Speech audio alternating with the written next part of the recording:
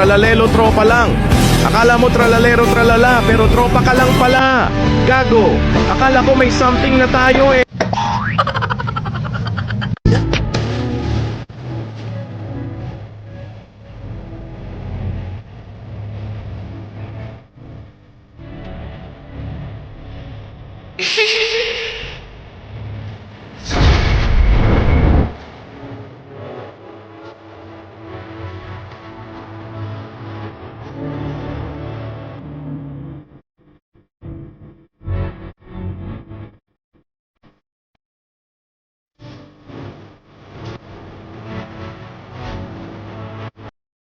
Lola, kamusta ka na?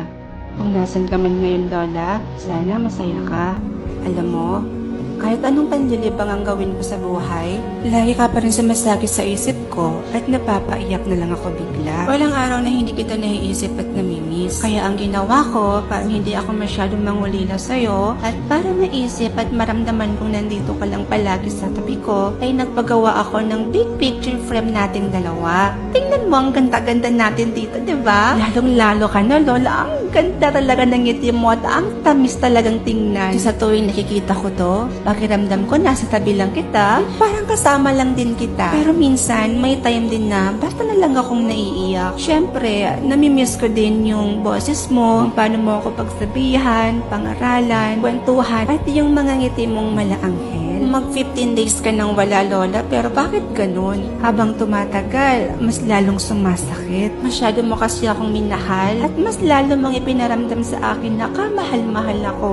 Lalo na sa nang araw na halos kamuhiyan at talikuran na ako ng lahat. Pero ikaw, nanatili kang nasa tabi ko at kahit kailan, hindi mo ako iniwan. Pero ganun pa man, palagi ka pa rin nasa puso at isipan ko. Lola, sobrang mahal na mahal kita.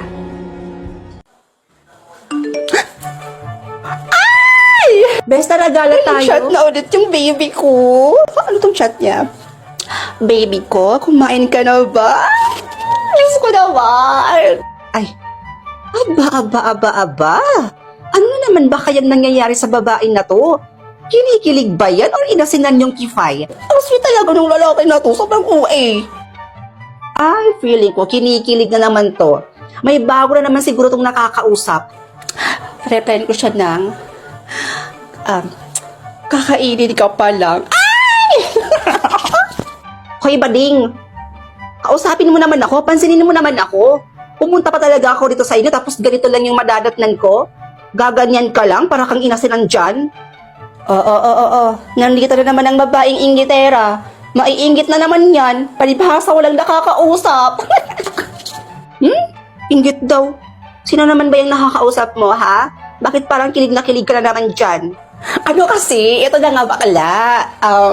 May bago akong nakilala ngayon na matangkad na siya, basketball player pa, gwapo, moreno, my gosh, perfect match. Ay, naku, sa ganda kong to. Sus, pero alam mo, parang familiar sa akin yung mga description na sinabi mo dyan sa lalaking nakakausap mo na yan. Yan ba yung ex mo? Yung ex mong napaka-red flag? Bakla, hindi. Napaka-OA O, di okay, fine. Pero, saan mo ba nakilala yung nakakausap mo na yan? Mabait ba yan? At sigurado ka na ba sa taong yan? Ay, naku, be, yes naman. Sure thing na ako dito sa nakakausap ko. As in, sure na sure talaga. Alam mo kung bakit? Kasi naman, sa OFO ko siya nakilala, be. Alam mo ba, sa OFO, marami kang makikilala doon at ang babait talaga ng mga taong nang nandoon. Oo, marami pang cute, gwapo, magaganda. As in, nasa OFO na yan lahat, be. OFO? Mukhang magandang gamitin nga yan, Ay nako, gagamit din ako. Uy, ikaw, kumain ka na rin kasi. Huwag kang magpapalipas ng gutom. Grabe naman. Ikaw, pangarap sa buhay? Mababaw lang naman ang kaligayahan ko eh. Okay na sa akin yung tipong katulad mo. Tulad ko? Oo. Maliman ang ikaw ay ibigin ko. Ako'y isang bulag na umiibig sa'yo. Binabago ba ng pera ang isang tao?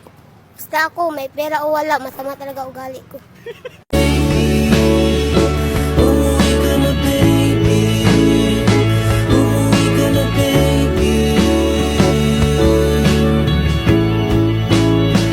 Umuwi ka na baby. Bakit hanggang ngayon ikaw pa rin? La,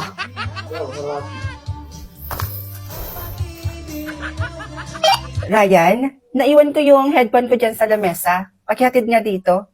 Ryan, naiwan ko yung headphone ko dyan sa lamesa. Pakihatid nga dito.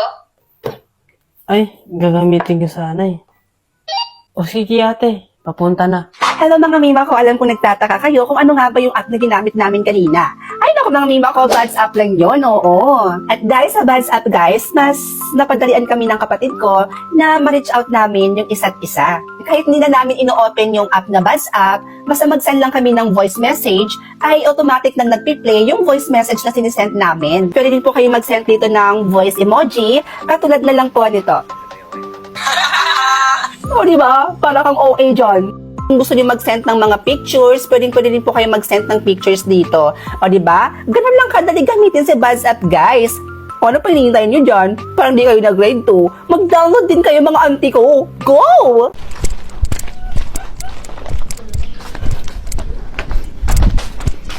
yes, ano po sa atin? Hoy! Bigaon! Bahog bilat! Ano ba? Bilis! Bilis! Recall kayo! Matatalo tayo dito! Ryan? Ryan! Ate, bakit?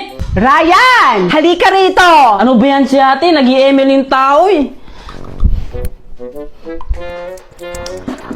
Ate, ano ba yun? Ibili mo nga ako doon ng napkin, isa lang. Ha? Napkin? Bakit ako? Eh, sino yung uutusan ko? Eh, ikaw lang naman yung kapatid kong nandito. Ate, nakakaya ate. Ah, nakakahiya. Mas nakakahiya kapag binugbog kita tapos nagkabukol-bukol yung ulo mo. Ano, bibili ka doon? O bugbugin kita? Oo na, bibili na. Arte? Ote, pinapabili mo. Ay, teka, balik ka dito. 100 pesos yung binigay ko sa'yo kanina. Bakit 20 lang to? Eh yan, binigyan ng tindera eh. Alam ko na. Kulang-kulang yung sinukli sa'yo dahil kulang-kulang ka. Halika, sugurin natin yung sinasabi mong tindera. Bakit ito lang isinukli sa'yo? Grabe siya ha. Alam na yung kulang-kulang ka tapos kulang-kulang din yung isusukli sa'yo. Halika nga dito. Saan ka ba banta bumili? Diyan sa unahan.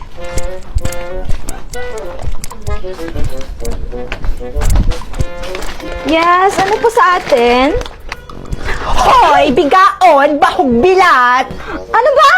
Bumili siya dito ng napkin, tapos 20 pesos lang yung isinukli mo dun sa 100. Porket kulang-kulang at may krung-krung tong kapatid ko, gaganyan-ganyan yun na. Ay nako, alam ko talaga yung mga modus nyo eh. Yung mga taong ganyan, yung mga taong hindi marunong lumaban ng patas. Kapag alam yung kulang-kulang yung taong bibili doon sa store ninyo, dadayain nyo. Kasi alam nyo na kulang-kulang at may pagkakrong-krong yung taong bibili dito sa inyo. 100 pesos yung pera ng kapatid ko tapos ito lang isinikli mo 20 pesos. Bakit? Saan ba yan bumili? Dito ba yan bumili? Saan ka ba bumili? Sa unahan pa. Ay, lintimang ka, uy. Di mo sinabi. Kakahiya ka talaga. Uy, ka dito. Saan ba yun? Sandali! Bakit? Bumalik kayo dito. Ano ba yun? Ah! Pulutin mo yan! Kasi? Kahiya ka?